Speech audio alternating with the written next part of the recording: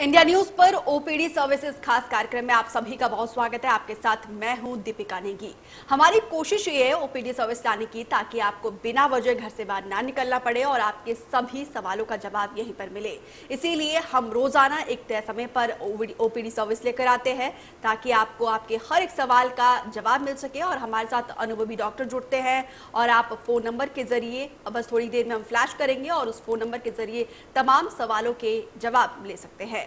तो कोरोना का आंकड़ा जिस हिसाब से बढ़ता जा रहा है ये अपने आप में डराने वाला है, लेकिन आपको घबराने की बिल्कुल जरूरत नहीं है। पैनिक नहीं होना है, हमेशा पॉजिटिव रहना है और एक सकारात्मक दिशा में एक साथ एकजुट होकर हम सभी जो है इस कोरोना महामारी को मात दे सकते हैं। तो लगातार हम रोज ये ओपीडी सर्विस आपके लिए लेकर आए हैं ताकि आपको घर बैठकर तमाम सवालों के जवाब मिले। जो लोग होम क्वारंटीन में है या फिर जिनमें कोई तमाम नए लक्षण दिखाई देते हैं तो वो हमें कॉल कर सकते हैं और कॉल के जरिए आप जो डॉक्टर जुड़ेंगे उनसे अब आप तमाम सवालों के जवाब ले सकते हैं। जो शंका है, जो शिकायत है आपके मन में या फिर कोई संशय है, उसके आप फोन करके डॉक्टर से तमाम सवालों के जवाब ले सकते हैं। तो लगातार हर रोज हम आपके लिए खास तौर पर ओपीडी सर्विस लेकर आए हैं ताकि आपको बिना वजह घर से बाहर ना निकलना पड़े और आपके मन में कोई भी सवाल हो, कोई भी शिकायत हो, कोई संशय हो, आप हमें कॉल के जरिए सवाल का जवाब हम आपको यहीं पर देंगे। तो सिम्टम्स क्या है ये हम आपको बता रहे हैं। अगर आपके चेस्ट में पेन हो, सांस फूल रहा हो, कोविड निमोनिया हो या छींक आ रही हो, जुकाम हो या फिर खांसते समय क्लॉट आ जाए तो आपको सचेत होने की जरूरत है। ये कोरोना के सिम्टम्स हैं। और आपको बता दें कि अगर शुरुआती में ही, इनिशियल स्टेज में ही अगर आप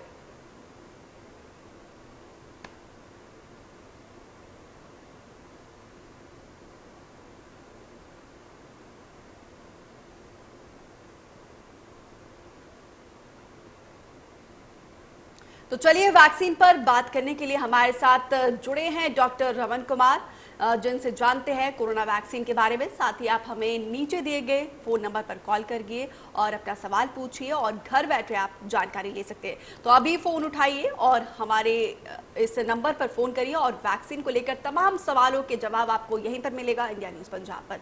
डॉक्टर रमन कुमार, आपका बहुत स्वागत है इंडिया न्यूज पंजाब पर।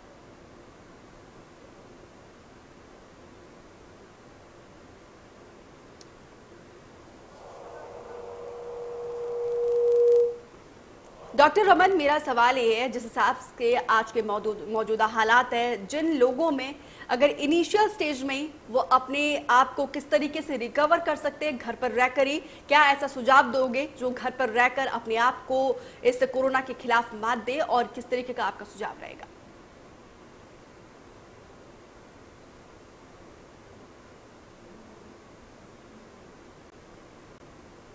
ये वो जरूरी है। एक तो आप अगर जॉब में हैं और जॉब से घर में आ रहे हैं तो आप आते ही जो है सबसे पहले अपने जो है हैंड वॉश करें, अच्छी तरह स्टीम लें। उसके बाद अपने जो है बाकी परिजनों से थोड़ा डिस्टेंस रखें। और घर में भी जब आप रह रहे हैं तो आपको अपना खाने पीने का जो है ध्यान रखना है। आपने हाई प्रोटीन डाइट लेनी है, पानी समय समय ज़्यादा पानी पीना है और बाकी जो डाइट है आपकी अच्छी होनी चाहिए। अगर आपको कोई आपके परिवार में कोई बुजुर्ग है हुआ है तो उनसे थोड़ी सी आप डिस्टेंस रख सकते हैं तो ज़्यादा अच्छा है। और सबसे ज़रूरी चीज़ है कि अगर किसी में लक्षण आते हैं जो आप में जब फैमिली में, तो जल्दी से जल्दी जो है टेस्टिंग जो है कोविड टेस्टिंग वो करवाएं। जैसा कि डॉक्टर रमन आपने कहा कि कोविड टेस्ट जरूर करवाना है अगर ये सिम्टम कंट्रोल में नहीं हो रहा है, तो क्या इसके लिए डॉक्टर से कंसल्ट करना होगा या फिर आरटीपीसीआर टेस्ट हम खुद से जाकर किसी क्लिनिक में करवा सकते हैं? बिल्कुल, आप अपने कंसर्न जितनी भी हेल्थ इंस्टीट्यूशंस हैं हमारे, जैसे हिमाचल में गवर्नमेंट हॉस्पिटल काफ़ी नज़दीक में हैं, प्राइमरी हेल्थ सेंटर्स हैं, सब सेंटर्स हैं, कम्युनिटी हेल्थ सेंटर्स हैं, तो कहीं भी आप कांटेक्ट कर सकते हैं। और वहाँ पे रैपिड एंटीजन टेस्ट की सुविधा उपलब्ध है, आरटीपीसीआर भी सुविधा उपलब्ध है, दोनों टेस्ट होते हैं। आप खुद भी जाके वहाँ पे करवा सकते हैं और कभी भी आप प्राइवेट एजेंसी अगर आपके नज़दीक में है, अगर आप किसी सिटी में रह रहे हैं तो आप वहाँ पे भी करवा सकते हैं। डॉक्टर रमन, जैसे आपने हिमाचल की बात की, वैसे तो ये माना जाता है कि हिमाचल के लोग काफी जागरूक है और जो लिटरेसी रेट है केरला के बाद हिमाचल का ही है, लेकिन इसके बावजूद जो महानगरों की दशा है, कम से कम हिमाचल में तो अभी ऐसा नहीं है, पहाड़ प्रदेशों में ऐसा नहीं है, लेकिन अब हिमाचल प्रदेश में भी आंकड़ा दिन प्रतिदिन बढ़ता जा रहा है। कुछ लोग ऐसे हैं, हालांकि बहुत कम रेट ऐसा है, जो अभी भी इस महामारी को लेकर गंभीरता नहीं दिखा रहे हैं। उनको आप क्या कहना चाहोगे?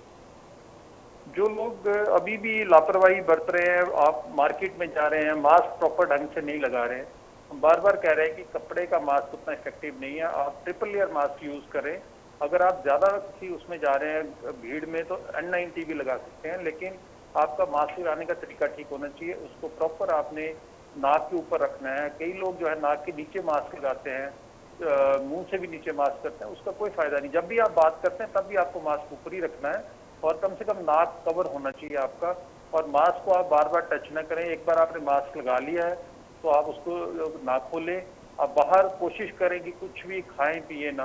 अगर आप बाहर कोई शॉपिंग के लिए जरूरी जा रहे हैं तो वो अपना करके जल्दी से वापस आए और आके अपना स्टीम लें, हैंड वॉश करें अच्छी तरह से।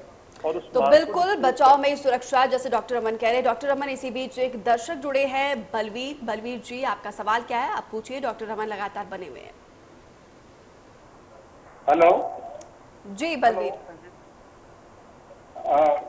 मेरा एक प्रश्न है जी डॉक्टर साहब से। जी पूछिए। हेलो जी जी पूछिए, आपका सवाल पूछिए। मैं ये पूछ रहा हूँ कि जो पहली डोज है जिसकी कोवैक्सीन की लगी है वो दूसरी को शील्ड की लगवा सकता है क्या? नहीं जी, वो जो वैक्सीन आपको फर्स्ट डोज लगी है वही सेकंड लगेगी। अगर आपने कोवैक्सीन फर्स्ट डोज लगाई है तो सेकंड भी आपकी कोवैक्सीन की लगेगी। तो वो अवेलेबल ही नहीं है? अगर अवेलेबल नहीं है तो आपको थोड़ा वेट करना पड़ेगा, क्योंकि आप दूसरी वैक्सीन नहीं लगा सकते हैं। तो ऐसी गलती मत करिएगा। जो वैक्सीन आपने पहली डोज में ली है, दूसरी डोज में भी आपको वही वैक्सीन लेना है, क्योंकि इस समय सोशल मीडिया पर ऐसे बहुत सी अफवाहें फैल रही है। इसीलिए हम खास तौर पर ओपीडी सर्विस लेकर आए हैं, ताकि आप इन अफवाहों का शिकार ना हो, क्योंकि जरा सी लापरवाही बहुत बड़ी समस्या को आपको दावत दे सकते हैं। इसीलिए लगातार हम यही अपील कर रहे हैं, आप हमें कॉल करिए। कॉल के जरिए जो अनुभवी डॉक्टर्स हैं लगातार हमारे साथ बने रहते हैं और उनसे तमाम सवालों के जवाब आप ले सकते हैं। हमारा मकसद यही है ताकि आप गलत दिशा में उपचार ना करें, सही दिशा में उपचार करने से ही हम कोरोना को मात दे सकते हैं।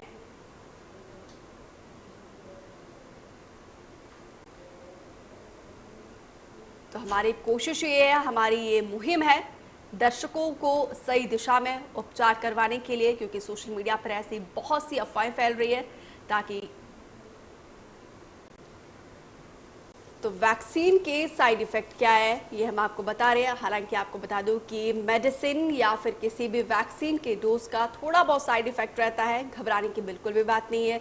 कपकपी लगना, डायरिया, ये थोड़ा बहुत अगर है तो इसमें घबराने की जरूरत नहीं है। अगर ज्यादा हो जाए, इन शिकायत जो आपको लगातार ग्राफिक्स के जरिए हम आपको समझाने की कोशिश कर रहे हैं, बुखार, जोड़ों में दर्द हो या फिर कोई भी शिकायत हो, ये नॉर्मल इसका साइड इफेक्ट रहता है। अगर ये बहुत ज्यादा हो तो आप तुरंत डॉक्टर से संपर्क करिए। 1 या 2 दिन तक इसका साइड इफेक्ट जो है वो संभव है, ये होना ही होना है, ये स्वाभाविक है। चाहे आप कोई भी मेडिसिन लेते हैं या फिर दूसरी बीमारी का वैक्सीन डोज लेते हैं, ये स्वाभाविक है, ये रहता ही है। लेकिन अगर 1-2 दिनों से ज्यादा, तीसरे दिन, चौथे दिन तक अगर ये सारे सिम्टम्स दिखाई दे तो आपको तुरंत डॉक्टर से संपर्क करना है।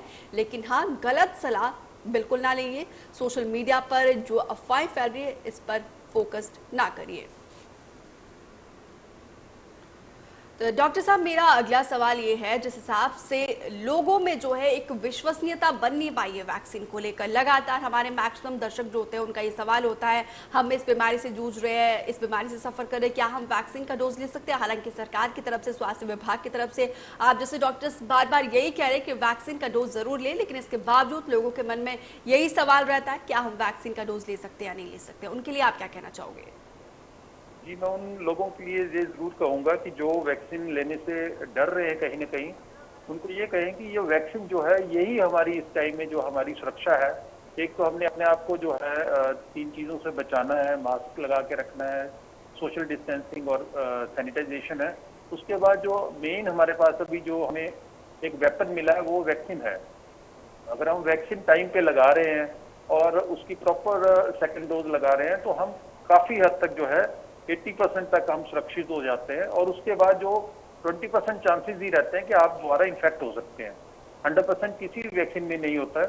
और उसके बाद आपको सबसे बड़ा फायदा ये है कि जब आपकी 2 डोज लग जाती हैं तो उसके बाद ये बीमारी घातक नहीं रहती, आपकी लाइफ को खतरा नहीं है। अगर आप बीमार भी होते हैं तो आपके सिम्टम्स उतने सीवियर नहीं होंगे।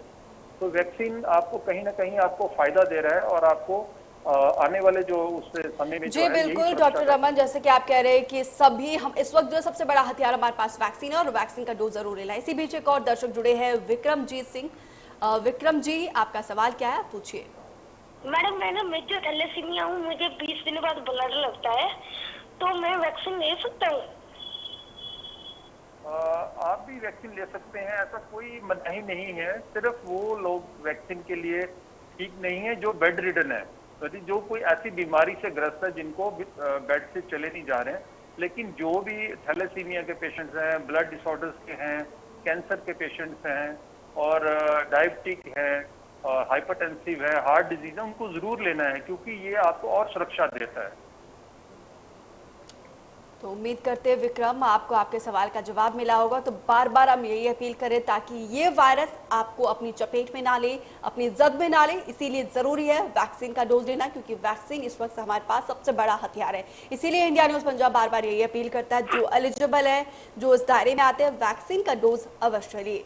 डॉक्टर अमन, मेरा अगला सवाल है, जिस हिसाब से हम इस वक्त जो है कोरोना वायरस के खिलाफ अपनी एक जंग लड़ रहे हैं और इसी बीच बहुत से लोग काफी पैनिक हो रहे हैं, और जिस हिसाब से हालांकि हम कोई भी वैक्सीन का डोज लेते हैं और किसी भी दवा भी लेते हैं तो उसका थोड़ा बहुत साइड इफेक्ट रहता है, लेकिन इसके बावजूद लोगों में भय बहुत ज्यादा है, पैनिक अटैक आप इसे कह सकते हैं, और मानसिक रूप पर जो है काफी ज्यादा वो नेगेटिव हो चुके हैं। किस तरीके से वो अपने आप को मेंटली दुरुस्त रखे, किस तरीके से, जिस हिसाब से फिजिकली दुरुस्त रखने के लिए हम इम्यूनिटी स्ट्रांग रखने की बार बार बात यही कह रहे हैं, और मानसिक तौर पर भी किस तरीके से वो दुरुस्त रखे।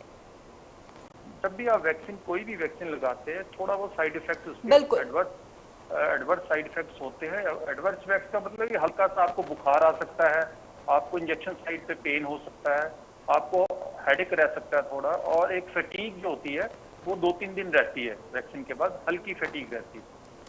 लेकिन इसके अलावा कोई ऐसा कोई बहुत बड़ा कोई साइड इफेक्ट नजर नहीं आया अभी तक कि इस वैक्सीन जो कोविशील्ड और कोवैक्सीन लग रहे हैं इनसे हमारे, क्योंकि हिमाचल में जो है कोविशील्ड लग रहा है, तो हमारे ऐसा कोई साइड इफेक्ट नहीं है जिससे लोग जो है इससे डरें और ना लगवाएं। क्योंकि जितने लोग आगे आ गए हैं, सभी मेडिकल हेल्थ केयर वर्कर्स सभी ने लगवा लिया है, हमारे फ्रंट लाइन वर्कर्स ने लगवा लिया। अब हमारे अबव 45 जो है वो भी काफी लगा चुके हैं, करीब हमारे 1.5 लाख जो है ऊना में वैक्सीनेशन करवा चुके हैं। तो ऐसी कोई भी डरने वाली बात नहीं, सब लोगों को आगे आना चाहिए। डॉक्टर अमन, इसी बीच एक और दर्शक जुड़े हैं, अनिल गोयल। अनिल जी, आपका सवाल क्या है, पूछिए डॉक्टर साहब से। डॉक्टर साहब, मैंने 8 मार्च को वैक्सीनेशन करवाया था, उसको 21 मार्च में पॉजिटिव हो गया था। ठीक है जी। तो अब सेकंड वैक्सीनेशन कब लें? अब आपको जो सेकंड वैक्सीनेशन है वो डिले करना पड़ेगा। आप 2 मंथ्स के लिए, एटलीस्ट 2 मंथ्स के लिए आपको डिले करना है। आप 21 मई के बाद कभी भी वैक्सीन ले सकते हैं। तो डॉक्टर रमन, मेरा अगला सवाल ये है, जैसे हिमाचल के लोगों के लिए खास तौर पर, क्योंकि हिमाचल में मौसम जो है कभी भी रुख बदलता है अपना, और इस समय जो है सर्दी जुकाम नॉर्मल शिकायत रहती है और कोरोना के सिम्टम्स भी कुछ इसी तरीके से, किस तरीके से आइडेंटिफाई किया जाए कि नॉर्मल सर्दी जुकाम है या फिर कोरोना के लक्षण है? ये कहना बड़ा मुश्किल है कि नॉर्मल फ्लू है या कोविड का जो वायरस की वजह से है, क्योंकि नॉर्मली हमारे जो है यही शुरू होता है, बुखार है, खांसी है, गला खराब है, नाक बह रहा है। लेकिन कोविड का जो है ज्यादा गला और बुखार से रिलेटेड ज्यादा रहता है, और पेशेंट जो है दूसरे तीसरे दिन जो है उसको ड्राई कफ होता है। दूसरा जो नॉर्मल फ्लू है उसमें आपका नाक का बहना, बुखार आना और शरीर का टूटना वो ज्यादा होता है, और कहीं ना कहीं ड्राई कफ जो है उसमें नहीं होता फ्लू में इतना ज्यादा। लेकिन फिर भी इसको डिफ्रेंशिएट करना बड़ा मुश्किल है। जैसे आपके सिम्टम्स जो हैं, आपको ड्राई कफ रह रहा है और गले भी सिम्टम्स हैं, बुखार भी है लगातार 4-5 दिन से, तो आपको जैसे बाकी टेस्ट करते हैं वैसे ही एक रैपिड टेस्ट जो है आपको करवाना ही चाहिए। कि सिम्टोमेटिक जो है उनको रैपिड टेस्ट में ही पॉजिटिव आ जाते हैं, और अगर एसिम्टोमेटिक है तो हमें RT-PCR करवाना चाहिए। डॉक्टर अमर, मेरा अगला सवाल ये है, जिस हिसाब से आपने कहा कि टेस्ट करवाना जरूरी है, किस फेज में, कौन सा वो पीरियड रहता है जब हमें सबसे ज्यादा अलर्ट रहने की जरूरत है? अगर जो कोई शख्स पॉजिटिव होता है तो उसको कब ऐसा फेज है जब उसको बहुत ज्यादा सजग होने की जरूरत है? ये जो हमारे जब भी वायरस की इन्फेक्शन स्टार्ट होती है, हमारा 14 डेज का जो साइकिल है, 14 डेज में हमारा जो है पीक आती है और उसके बाद धीरे धीरे ये कम होता है। तो फर्स्ट 7 डेज जो है वो हमारी राइजिंग ट्रेंड होता है, और 7 डेज से लेकर 14 डेज के बीच का जो पीरियड है वो हमारे लिए थोड़ा नाजुक होता है कि उस टाइम में आपको अगर बुखार ज़्यादा आ रहा है तो सांस में तकलीफ हो रही है, तो आपको निमोनिया की शिकायत हो सकती है, आपके लंग्स में जो है इन्फेक्शन दोनों लंग्स में हो सकती है, और उसकी वजह से आपको ऑक्सीजन की जरूरत पड़ सकती है और आपको हॉस्पिटल में जाना पड़ सकता है। तो अगर आपको 5-6 दिन के बाद बुखार आ रहा है और राइजिंग ट्रेंड है, बुखार बढ़ता जा रहा है, 100 से ऊपर बुखार आ रहा है, सांस लेने में दिक्कत हो रही है और आपका जो सांस लेने का रेट है वो 24 से ज्यादा हो रहा है या 20 से ज्यादा हो रहा है, तो आपको अपने डॉक्टर से सलाह लेके तो बिल्कुल जल्दी जिस से हिसाब से कोविड डॉक्टर सेंटर में अमन कह शिफ्ट रहे हैं होना कि चाहिए। कब आपको ज्यादा सजग होने की जरूरत है, और बिल्कुल इन सभी चीजों का खासतौर पर ध्यान रखना बेहद जरूरी है। इसी बीच एक और दर्शक जुड़े हैं, संजय। संजय जी, आपका सवाल क्या है? हेलो। जी संजय, अपना सवाल पूछिए। हाँ सर, मैं सवाल पूछना चाहता हूँ कि जो कोरोना के टीके लग रहे हैं। हेलो। जी जी हेलो सुन रहा हूँ जी। सर, जो कोरोना के टीके लग रहे हैं, मैंने देखा है बिजली बोर्ड में भी तो कोरोना के टीके लगे हैं जिनको, तो उनको क्या है कि कोरोना हो गया, इसका कम तो है। हेलो दोबारा कहें। सर, मैं ये बोल रहा हूँ बिजली बोर्ड में घूमना है। हेलो। जी जी बोलिए। हेलो। आप अपना सवाल कंप्लीट करिए संजय जी। हाँ, जो कोरोना के सर टीके लग रहे हैं तो उनको दोबारा कोरोना क्यों हो रहा है, मुझे पूछ रहा हूँ सर। जी जी, जो मैं अभी थोड़ी देर पहले ही बताया है कि जो हम इंजेक्शन लगा रहे हैं उनमें वैक्सीन की जो एफिकेसी है वो 70 to 80% के बीच में है। अगर आपको 20 to 30% चांसेस आपको रहता है, अगर आपने दोनों डोज भी लगा लिए उसके बाद भी 20 to 30% चांस है कि आपको दोबारा इन्फेक्शन हो सकता है। ये 100% जो है एफिकेसी नहीं है इसमें, लेकिन फिर भी आपको जो है 70 to 80% आपको सेफ्टी मिलती है, और उसके बाद अगर आप दोनों डोज लगा चुके हैं और आपकी एंटीबॉडीज बन गई हैं तो आपको जो है बीमारी जो है जानलेवा नहीं हो। तो उम्मीद है संजय जी आपको आपके सवाल का जवाब मिला होगा। डॉक्टर अमन लगातार बने हुए हैं, फोन नंबर्स लगातार आपके टेलीविजन स्क्रीन पर फ्लैश कर रहे हैं। अगर कोई भी दर्शक किसी के मन में कोई शिकायत हो, कोई सवाल हो, कोई संशय हो, आप हमें कॉल कर सकते हैं और अपने सवाल का जवाब ले सकते हैं। डॉक्टर अमन, मेरा अगला सवाल ये है, क्योंकि कोरोना से लड़ने के लिए इम्यूनिटी स्ट्रांग बहुत जरूरी है, और लेकिन लोगों में जो है मेंटल स्ट्रेस काफी ज्यादा रह रहा है, लोग पैनिक बहुत ज्यादा हो रहे हैं। मानसिक रूप पर अपने आप को किस तरीके से दुरुस्त किया जाए, इस पर आप क्या कहना चाहोगे? ये जो क्योंकि कोविड का जो टाइम है बहुत लंबा खिंच गया है, पहले लास्ट ईयर से ही हम जो है अप्रैल से स्टार्ट हुआ है और अभी हम 1 साल से ऊपर हो गया है, तो ये एक मानसिक जो है सभी की जो है मानसिक दशा थोड़ी सी जो है इसमें टेंशन है, काफी स्ट्रेस भी है, लोगों की जॉब्स चली गई हैं, लोगों को काम जो है अपना नहीं कर पा रहे हैं, बिजनेस काफी हैम्पर हुआ है, जॉब लोगों की जो है ठीक ढंग से नहीं हो रही है, तो काफी फैक्टर्स हैं जो कि आदमी को एक डिप्रेशन की तरफ ले जा रहे हो, काफी जैसे आपने देखा सुसाइड भी हुआ। तो इस टाइम में हमें जो है हमें बड़ा पॉजिटिव एटीट्यूड रखना पड़ेगा, क्योंकि जो चीज सिचुएशन है इसको तो हम चेंज नहीं कर सकते हैं, लेकिन हम अपने आप को चेंज कर सकते हैं। इनसे लड़ने के लिए हमें जो हमारे पास जो चीजें हैं उन पे हम जोर दे सकते हैं। बाहर जाना जितना कम करेंगे उतना अच्छा होगा, और अपनी फैमिली मेंबर्स को जो है हम जो है बाहर जाने से रोकेंगे, और जो सोशल डिस्टेंसिंग और मास्क लगाना और सैनिटाइजेशन है इसके ऊपर अगर हम बिल्कुल ठीक ढंग से कर रहे हैं तो हम बच सकते हैं कहीं ना कहीं। और हम इसके अलावा जो है अच्छा म्यूजिक सुन सकते हैं, घर में बैठ के परिवार के साथ मूवीज देख सकते हैं, अच्छी मूवीज देख सकते हैं, जिससे तो कि बिल्कुल आपका इस वक्त जो है हमें अपने आप को बिल्कुल पॉजिटिव बनाए रखना है ताकि मजबूती से हम अपनी लड़ाई लड़ सके। इसी बीच एक और दर्शक जुड़े हैं, मंगत राम। मंगत जी, आपका सवाल क्या है? जी मैडम, मैंने कोवैक्सीन लगवाई है, तो मुझे दूसरी डोज का मेरा टाइम हो गया, 29 तारीख का खत्म हो गया, 29 तारीख को अब मिल नहीं रही कि क्या करें? ऐसा है, जो कोवैक्सीन है ये आपको 6 to 8 वीक्स में लगानी है। अगर आपका वो जो आपकी 29 की अप्रैल की डेट थी, अगर वो नीड थोड़ी डिले हो जाती है तो उसमें कोई ज़्यादा इशू नहीं है। लेकिन जो 45 से ऊपर वाले हैं उनकी सप्लाई तो सेंटर वाले रेगुलर दे रहे हैं, तो वो जल्दी से आपको उपलब्ध हो जाएगी।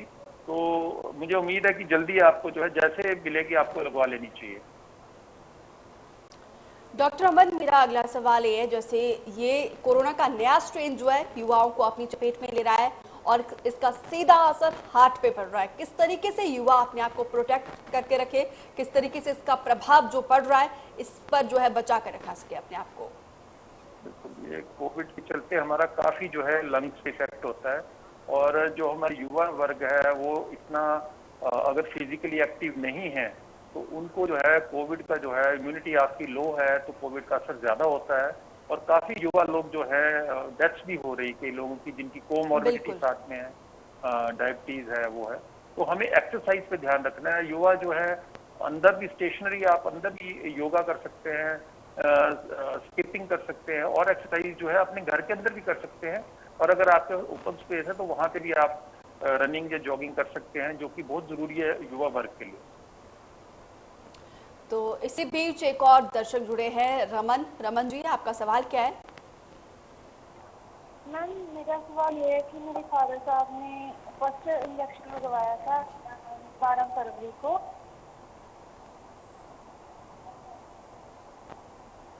मैम जी रमन, आप अपना सवाल पूरा करिए। इंजेक्शन लगवाया था फर्स्ट वाला, और उसके बाद उनको 20 डेज के बाद कहा था लगवाने के लिए सेकंड इंजेक्शन, बट उन्होंने लगवाया नहीं। अब वो सेकंड लगवा सकते हैं?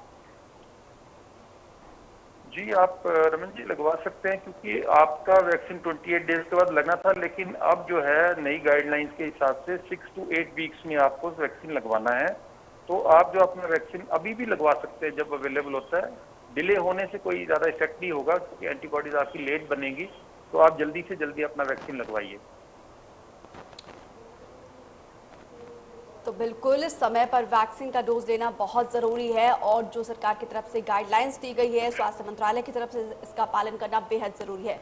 डॉक्टर अमन, जिस हिसाब से आप डॉक्टर्स कह रहे हैं कि इनिशियल स्टेज में घर रहकर हम इस महामारी के खिलाफ अपनी जंग जीत सकते हैं, और घर पे रहते रहते बहुत से पेशेंट्स ने जो है ऑक्सीमीटर और थर्मामीटर जो है घर पे रख दिया है, और वो उनको ये पता नहीं कि प्रॉपरली कब इसका इस्तेमाल करना है, क्योंकि फ्रिक्वेंटली आप यूज़ करोगे तो उसका रिजल्ट भी अच्छा नहीं आता है। तो कब ऑक्सीमीटर और थर्मामीटर को एक प्रॉपर तरीके से उसका टाइम क्या रहता है, इस पर आप बताइए। जी, जो आप थर्मामीटर चेक करते हैं, अगर तो जब आपको बुखार की महसूस हो रहा है, आपको बुखार, आपका शरीर गर्म हो रहा है, आपको पता लग रहा है, तो आप उस टाइम में थर्मामीटर से टेम्परेचर ले सकते हैं। अदरवाइज आप रूटीन में अगर लेते हैं तो बार बार आप टेम्परेचर ना लें। आप एक बार सुबह अगर आपको बुखार नहीं भी है, एक बार आप मॉर्निंग में ब्रेकफास्ट के बाद एक बार चेक कर लें, और एक बार शाम को चेक कर लें। और इसके बीच में अगर आपको बुखार आ रहा है या आपको महसूस हो रहा है तो आप जरूर टेम्परेचर चेक करें। और पल्स ऑक्सीमीटर का भी ऐसा है कि रूटीन में आप 2 बार जरूर चेक कर लें, एक बार सुबह एक बार शाम को। और अगर आपको लगता है कि आपको सांस लेने में दिक्कत हो रही है और आपकी जो ब्रीदिंग है वो हैवी हो रही है, भारी हो रही है, आपको मुश्किल हो रही है सांस लेने में, तो उसी टाइम आपको चेक करना चाहिए और अपने डॉक्टर को कंसल्ट करना चाहिए। बिल्कुल बिल्कुल। डॉक्टर, हमारे इसी बीच एक और दर्शक जुड़ी है, सुमन। सुमन जी, आपका सवाल क्या है, पूछिए। जी,